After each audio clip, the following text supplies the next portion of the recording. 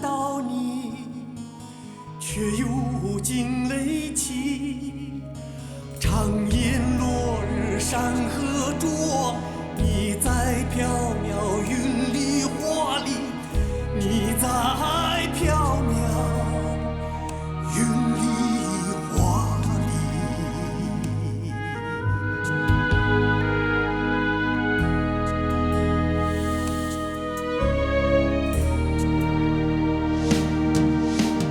唱歌一曲，好风好梦好歌好一起。唱歌一曲，好风好梦好歌好一起。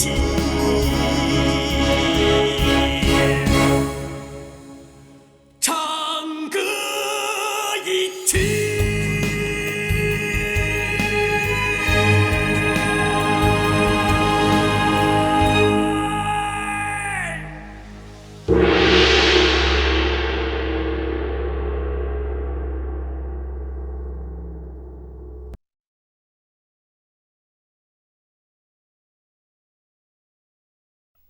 哦，这些都是你的随身衣物。在扬州时，陆吉英和宁氏对我说你遇难了，可我却始终不愿意相信。因此，这些衣物我一直带在身边。现在，终于可以物归原主了。哦，怀先生，哎，我不姓怀。我之所以把你单独请来，就是因为你的从前牵涉了很多的机密，而这些是不能够让旁人知道的，你明白吗？我不会对任何人说起，包括小青。你依然有着自己准确的判断。我的真名叫狄仁杰，是朝廷的宰相，也是皇帝派到江南来查案的大臣。哦，你是皇帝派来的？是的。哦，此次临行之前，皇帝为我指派了2名副手，一位就是江淮督察使曾泰，另一位就是你。是我？你是朝廷正3品牵牛卫大将军，一直跟随在我的身旁办案，已经有很多年了。这一次奉命跟随宁氏离开洛阳，不想却出了这样的事情。这些我一点儿也记不起了。能对我说说你的经历吗？小青对我说，她发现我的时候，我已在运河中漂了好几天，浑身被水泡得发白。是她将我搭上了快船，把它捞上来。好，来，小心点，小心点。来，我抓住他了，来，搭把手，来，用力，1、2，上来了，来，放好，来，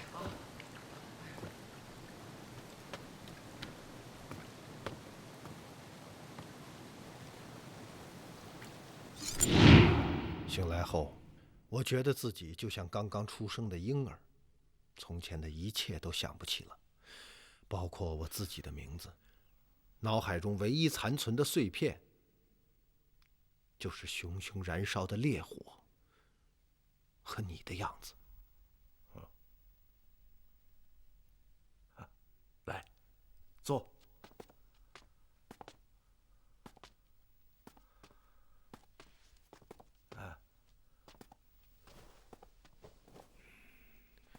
后来，我随小青回到了她的家，就在那里住了下来。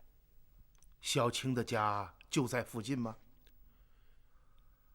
离这里很远，在洪泽湖区。叫卧虎庄。卧虎庄？是啊。怎么？你知道？你住在卧虎庄？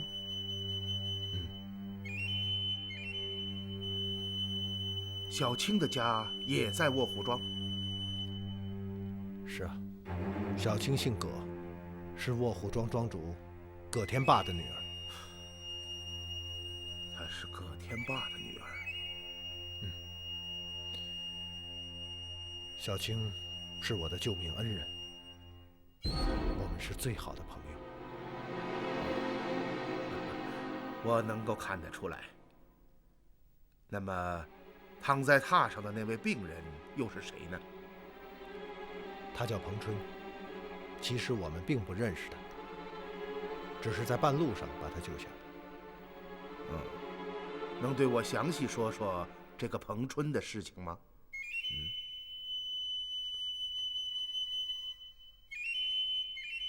你知道这些有用吗？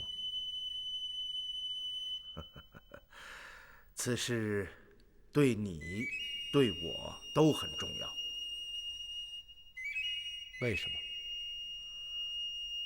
如果对水生，我可能会有所隐瞒，但是对元芳，我不会。你来选择吧，是让我将你当成水生呢，还是当成牵牛卫大将军，我的卫队长李元芳？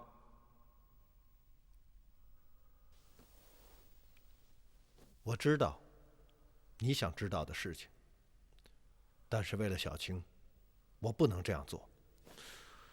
因此，我现在宁愿做水生。等等，难道水生的身上就真的没有一点正义感吗？而今淮北地区私盐猖獗，食盐竟然卖到500文一斗，百姓们无力买盐，啖食过活。远的不说，你到盱眙附近去看一看，有哪一家的饭桌上摆着放了咸盐的菜蔬？对于那些贫苦百姓来说，他们只能忍受。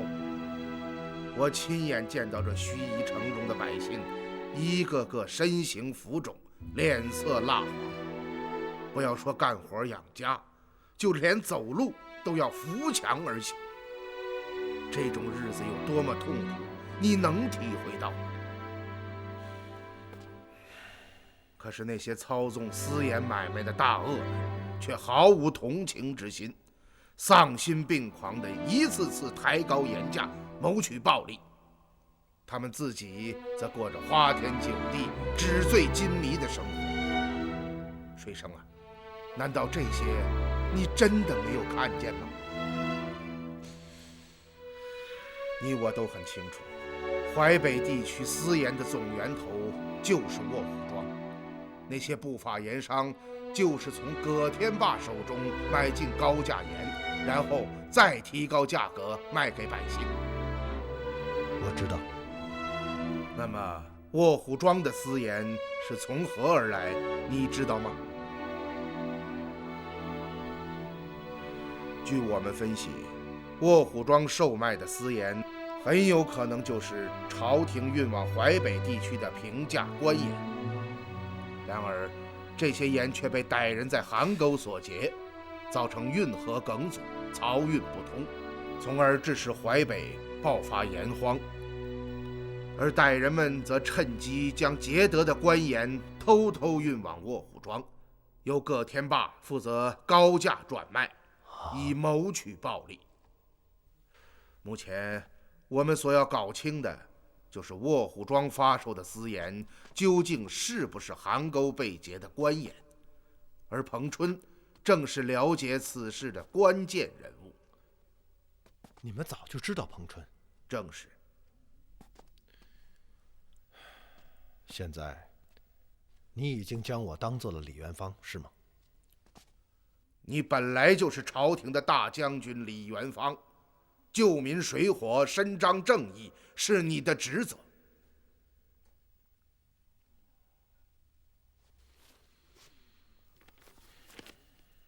这封信对你们来说也许有些用处。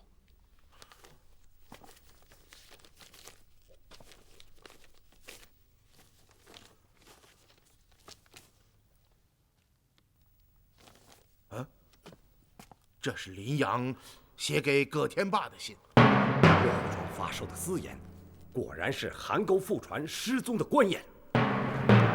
这一点现在已经可以肯定。水生啊，这封信是从哪里得来的？是从彭春的枕下找到的。彭春奉命为卧虎庄送盐，可奇怪的是，他却并不将庄严的大趸船驶入庄子，却停进了飞云浦内。几天后，盐船被人所劫。葛天霸命我和小青负责调查此事。盐船被劫？正是。经过几天的跟踪调查，我们发现，抢劫盐船的是我们的朋友盐枭庞四，而背后主使，竟然就是葛天霸本人。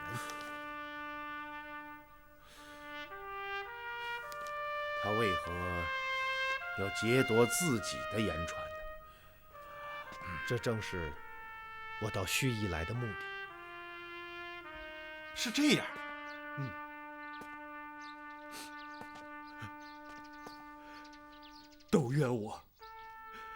都怨我鬼迷心窍，就这样断送了弟兄们的性命。真想不到，事情竟然会是这样。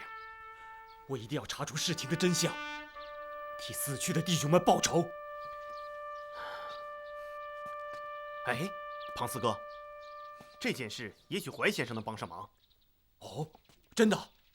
怀先生是能替咱穷欠户做主的人，你把事情一五一十的告诉他，他一定能替你找出凶手。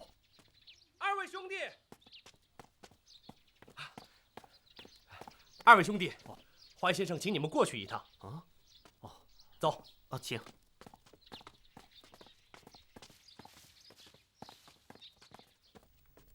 你是说庞四手下的盐枭是被官军所杀，盐也是被官军掳走的？正是。你分析的很有道理，这一定是葛天霸做下的圈套。他借刀杀人，灭掉庞四，这可以理解。可他为什么要通报官府呢？一旦这些食盐落入官军手中，定会充公，这岂不是赔上了老本儿？在淮北这个盐价如金的地方，为了杀死盐枭，却损失如此大批的食盐，这值得吗？我也是想不通，他究竟为什么要这么做？方才你说到那个赵先生，我怀疑此人便是官府中人。不瞒先生，这次我之所以来到盱眙，一来是为彭春治伤，二来就是想查清此事的来龙去脉。你放心，此事包在我身上。多谢先生援手。方九，曾先生啊，先生啊，庞四啊，水生，你也在啊？我将你的遭遇对怀先生说过了，他答应帮忙替我们追查。真的？庞四啊，啊，那个在太平镇客栈与你会面的赵先生，是个什么样的人？40岁上下的年纪，中等个儿，皮肤挺白，2只眼睛放着金光，看着挺吓人。如果再见到他，你能够认得出来吗？当然可以。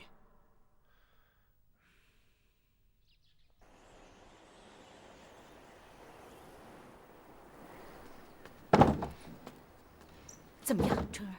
夫人，我在城中转了一天，终于打听清楚了。昨天夜里，严氏在家中被人杀死，那个为严氏传信的长婆子也遇害了。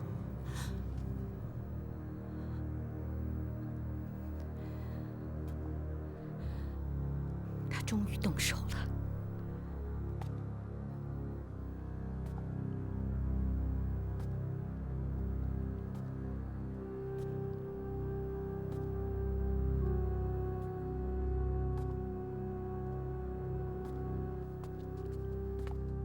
恩师，您叫我？曾开啊，我刚刚仔细地推究了一下上午勘察严氏死亡现场的情形，认为有2点非常可疑呀。哦，是哪2点？在凶案现场，你有没有注意到严氏的那双手？手？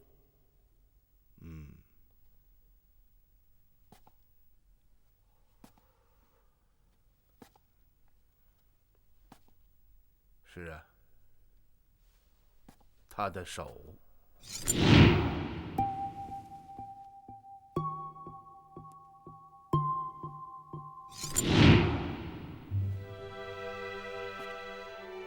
严氏双手的状态是这样的吧？正是。于是，第一个疑问便产生了：严氏的双手为什么低垂在地，而且手上没有血迹？恩师，学生愚钝，没有听懂您的意思。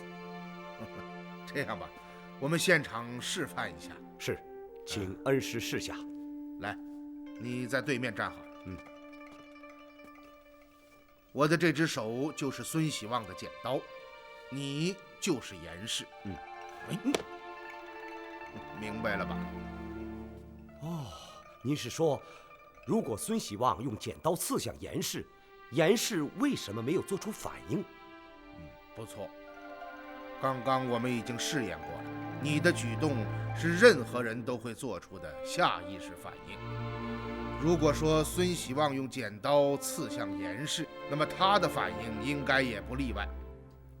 然而我们在凶案现场所看到的严氏的尸体，却双手低垂，这就证明严氏在遇害之时没有做出任何应有的反应。这说明了什么呢？会不会是这种情况？恩师，咱们再来演示一下。好，我是孙喜旺。当时孙喜旺用剪刀刺向严氏时，严氏确实像我刚刚那样，双手抓住了剪刀。然而孙喜旺毕竟是男人，这一下他又用尽了全力，致使严氏没有抓牢剪刀。剪刀透过其双手的缝隙刺入他的体内，而后孙喜旺又连刺了数下，致使严氏死亡。这时严氏的双手才垂了下来。按照你这种说法，他的手是被刺杀之后才垂下去的，对吗？正是。如果情况是这样，他的手上是不是应该沾有血迹呢？是啊。而且死人的肢体非常僵硬，这一点你应该知道。如果严氏死前曾经做过反抗的动作，那么死后尸体的手臂及手指绝不会像现在这样低垂放松，很有可能是手臂抬起，五指曲张，或者是其他各种动势，而不可能是静态。有道理。恩师，那您说，严氏为什么没有做出反应呢？因为在剪刀刺入严氏的身体，致其死命之前，屋中的灯火突然熄灭了。什么？灯火熄灭？不错，正因如此，严氏在黑暗中没有看到剪刀刺向自己，当然也就不会做出任何反应。除此之外，还有什么其他合理的解释吗？是的，目前看来，这是唯一的解释。可是，又是谁将风灯熄灭的呢？这便是第二个疑点。如果真的是孙喜旺因为愤怒杀死了严氏，那么你想一想，他会不会在杀人之前先跑到桌边，将风灯熄灭，而后再跑回来杀死严氏呢？不可能，这种举动太不合理了。如果不是孙喜旺将风灯熄灭，那么这件事又是谁做的呢？会不会是风将灯火吹灭的呢？你来。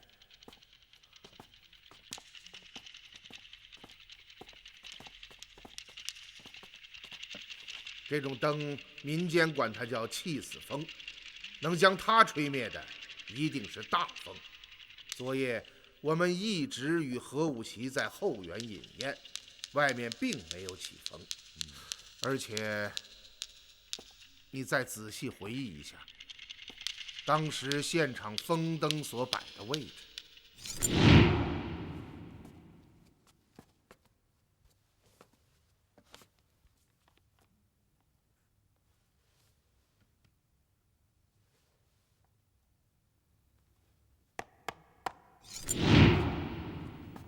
当时的情形是这样的吧？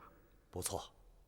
这就怪了，风灯的位置一不在门前，二不在窗旁，而是放在墙边，就是有大风也不可能将其吹灭。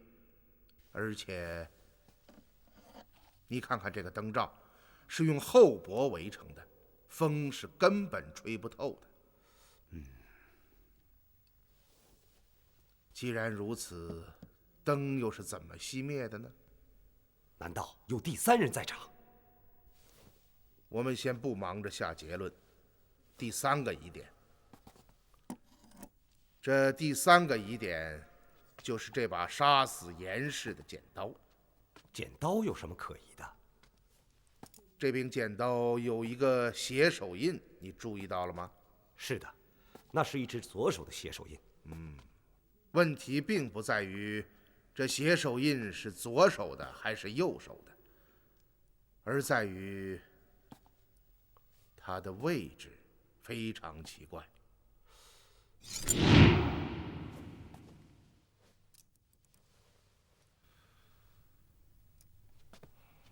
剪刀上印有左手的血手印，可以肯定，杀人者定是孙喜旺。当时在现场，你们也都看到了，这把剪刀的套手外圈上有一个清晰的左手血手印。不错，学生看到了。可孙喜旺不就是个左撇子吗？还是那句话，问题不是出在血手印是左手还是右手，而是这个手印的位置非常不合理。哦，怎么不合理？如果你是孙喜旺，怎样握着剪刀才能使出力道将人戳死呢？当然是这样才能用上力。那么血手印应该在哪里呢？应该在套手之内。不错。可恩师，剪刀的套手之内也有血迹啊。这是当然，因为凶手就是握着剪刀的套手之内将严氏刺死的。我所说的疑点也正在于此。如果凶手真是孙喜旺，他握着套手之内将严氏刺死，可为什么会在套手的外圈上留下一只血手印呢？也许孙喜旺是抓着剪刀的外圈将严氏刺死。那你试一试，看看能不能用上力。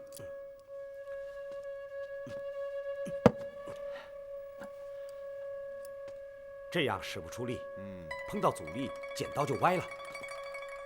人体的皮肤韧性很强，更不要说死者还穿着衣物。你想一想，这样抓着剪刀，能在人的身体上刺出那许多深深的伤口吗？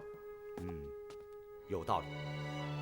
可以断定，凶手一定是握着剪刀的内圈将严氏刺死。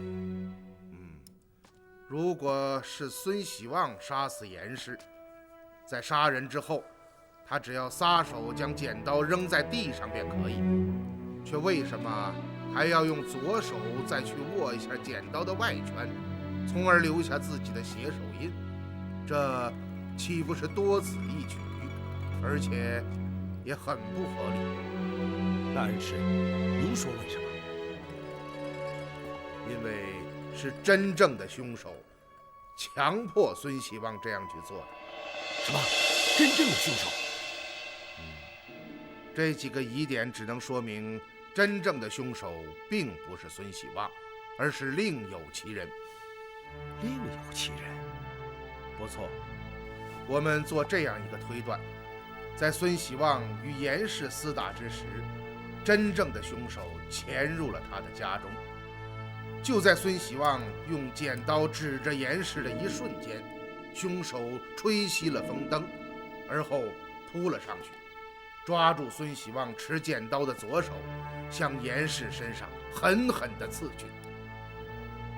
由于房中黑暗，他看不清严氏身体上的要害所在，因此剪刀在严氏身上刺出了很多伤口，才将其致死。而此时，孙喜旺已经彻底惊呆了。凶手点燃了风灯，露出了自己的真实面目，逼迫孙喜旺在剪刀上留下了那个手印。恩师，这是不是太匪夷所思了？这凶手怎么会知道孙喜旺夫妇厮打，又怎么能赶得如此恰到好处？而且，在杀死严氏之后，为什么还要点燃风灯，让孙喜旺看到他的真正面目？还有，孙喜旺被人陷害，他为什么老老实实地听凶手摆布，而不奋起反抗？这些似乎说不过去吧？曾太啊，来，你先坐下啊，让我一个一个地回答你的问题。首先，凶手并不知道孙氏夫妇在厮打，他是适逢其会才顺水推舟。你想一想，即使当时孙氏夫妇并未厮打，难道他就不能先杀严氏，而后灾害孙喜旺，做出这个杀妻的骗局吗？这倒确实是不难。可他为什么要点燃灯火，让孙喜旺看到他？而且，孙喜旺为什么不反抗呢？这两个问题可以合成一个来回答你。凶手之所以点燃灯火，就是为了让孙喜旺看到他，从而产生畏惧。为什么孙喜旺看到他会畏惧呢？因为这个凶手一定是让孙喜旺非常害怕的人。哦，至于孙喜旺为什么没有反抗，原因就更简单了，那是因为凶手并不是一个人来的，因此孙喜旺只能就范。恩师，虽然你说的有些道理，可学生还是觉得不太可能。待案情大白之后，你就会觉得一切都顺理成章。那凶手是什么时候潜入孙家的呢？还记得今晨我与孙喜旺街坊的一番对话吗？你听到孙氏夫妇吵闹是在出京时分？正是。那么听到惨叫之声是过了多长时间？也就是半顿饭的功夫。哦，这之间吵闹之声停过吗？惨叫之前好像停了一下。停了多久？很短，大约就是半盏茶的功夫吧。这几句话你还记得吧？记得。可这又能说明什么呢？如果真是孙喜旺怒杀其妻，他一定是在狂怒之下动手杀人，那么喊叫声一定会持续到严氏死之时，又怎么会在杀人前停顿了半盏茶的功夫呢？恩师，您的意思是，这半盏茶的停顿，就是凶手在黑暗中抓住孙喜旺持剪刀的手，刺向严氏，而最后致命的一下，才令严氏发出了临死前的惨叫。还有，在此之后，那位街坊还说到了一件事。昨夜还听到了什么？别的就没什么了。你再仔细想一想。哦，对了，二人吵闹当中，院子里好像发出扑通一声，不知是撞倒了什么。扑通一声。当时现场的情形你看到了，孙氏夫妇所有的行为动作都是在屋内完成的，并没有出门。那么街坊听到的这扑通一声又是什么声音呢？当然是凶手跳墙落地时发出的声音。可恩师，凶手为什么要这么做？他的动机是什么？好像不太充分呐。那个在通衢客栈中错杀春香和田六的凶手，作案的动机是什么？杀死何武奇呀。恩师，您是说杀死严氏和常妈妈的凶手，与杀死春香和田六的凶手是同一个人？难道不是吗？这个神秘的凶手一直处心积虑要除掉何武奇。在客栈中，他失手错杀了春香和田六，不但令同伴受伤，还使衙门介入了此事。于是他吸取了上次的教训，精心策划了孙喜旺杀妻，并夜入常家逼问奸夫下落，杀死常婆灭口，这一幕极为逼真的好戏，将我们的断案方向直接引到了孙喜旺的身上。果然，今晨勘察2处命案现场之时，我们按照他预先的设想，将怀疑的焦点都集中在了孙喜旺的身上，并由此得出结论：孙喜旺怒杀其妻，杀人之后一不做二不休，潜入常家，从常婆口中探知了奸夫乃是何武奇。这个结论一经成立，后面的一切便都顺理成章了。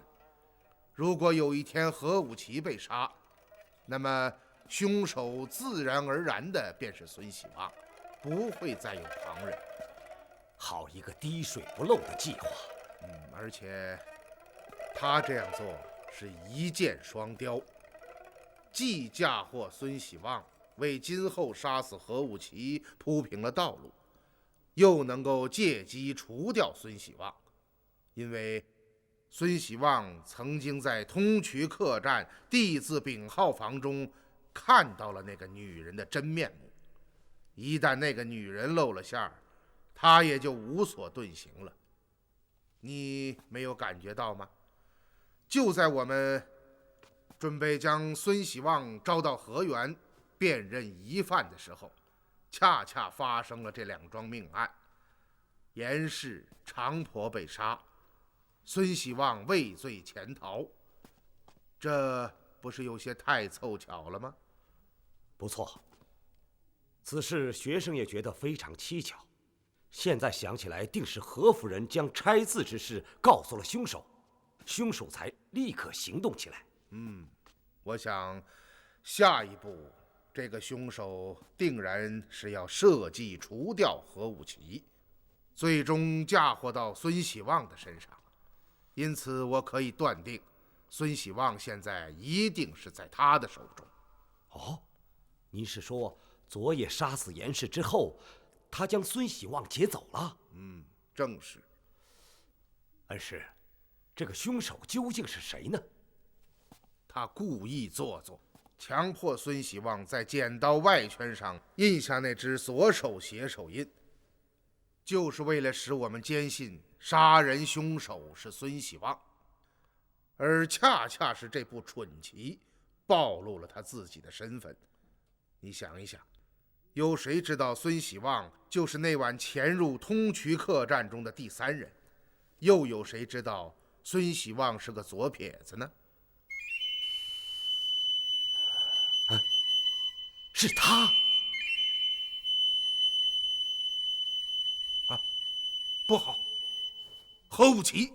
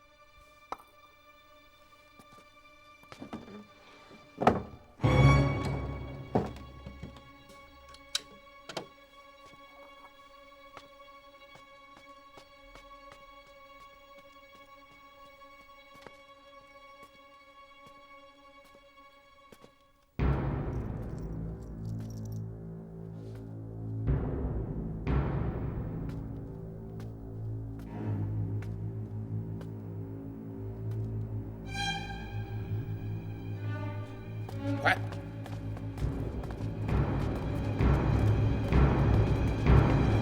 怀先生，这么晚有事儿吗？家老爷呢？一个时辰前出去了。去哪里了？小的不知，他只是说去会一个朋友。他一个人去的？正是。不好，我们还是来晚了。怀先生，出什么事儿了？李春呐，在。你立刻叫醒所有的随从，马上出发，全城查找何无奇的下落。是。哎，怀先生，究竟出？何静，你久居河源之中，可曾发现你家夫人有什么不寻常的举动？没有啊。你不说实话。小的不敢，确实是没有。你家夫人左肩受伤是怎么回事？啊，先生，您怎么会知道？你的话太多了，回答问题。先生，您说的一点没错。几天前的凌晨，小的发现夫人慌慌张张地从外面奔回房中。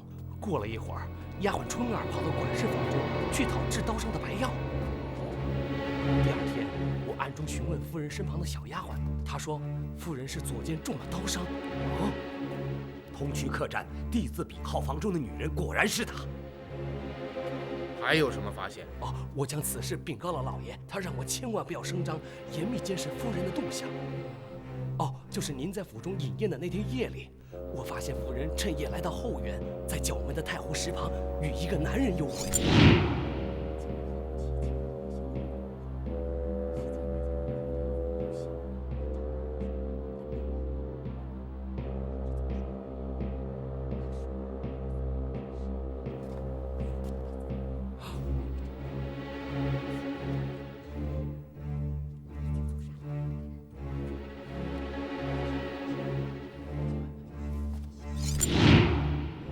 先生，果然是他，将拆字之事告诉了凶手。凶手发现事情败露，这才夜入孙家，杀死严氏，绑架了孙喜旺。其目的就是让我们无法证明夫人便是地字丙号房中受伤的女人。曾先生，您二位在说什么呀？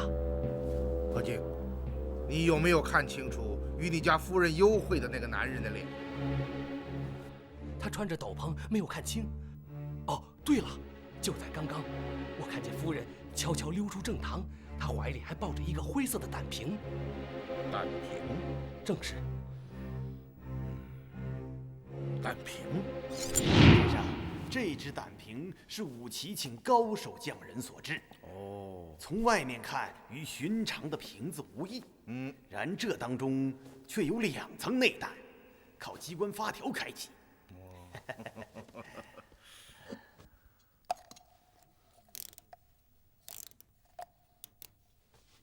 哎呀，如此机密之事，武奇对老朽竟毫不隐晦，足见合作之诚啊！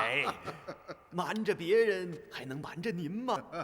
不过说句实话，事关者大，武奇不敢掉以轻心。因此这藏卡之处，除了我一人之外，就连夫人都是不知道的。哎呀，怀某受宠若惊啊！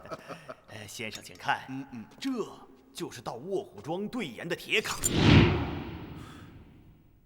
难道他也是为了盐？文士，您说什么？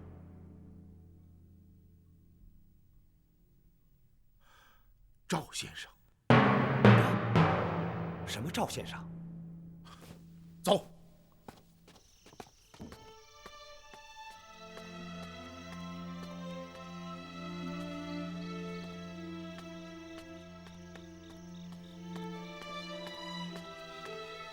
想什么呢？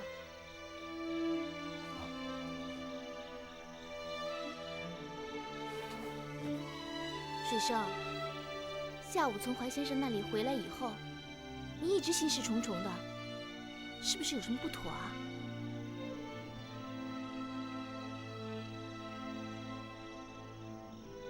我最见不得你这副吞吞吐吐的样子，有什么话你说呀？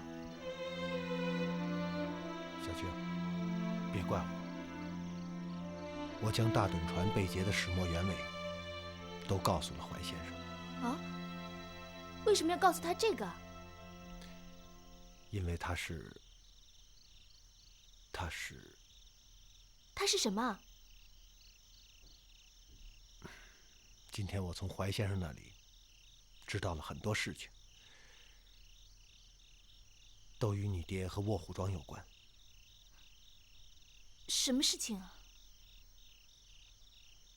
算了，你不想知道的。关于我爹，我知道的已经够多了。哦，怀先生答应帮助我们调查整个事情的真相。嗯，怀先生是个很有本领的人，有他帮忙，事情会顺利得多。水生，这不是很好吗？我怎么会怪你呢？小青，事情可能并不是你想象的那样。这是什么意思啊？哦，水生啊，怀先生，怎么样？怀先生，彭春还好吧？非常好。庞四呢？已经睡下了。来。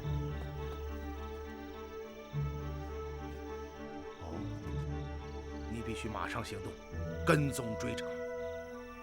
好，我立刻叫醒庞四。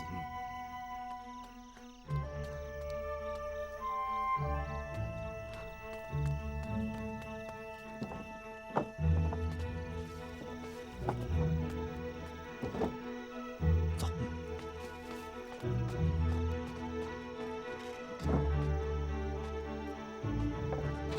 大人，老爷，怎么样？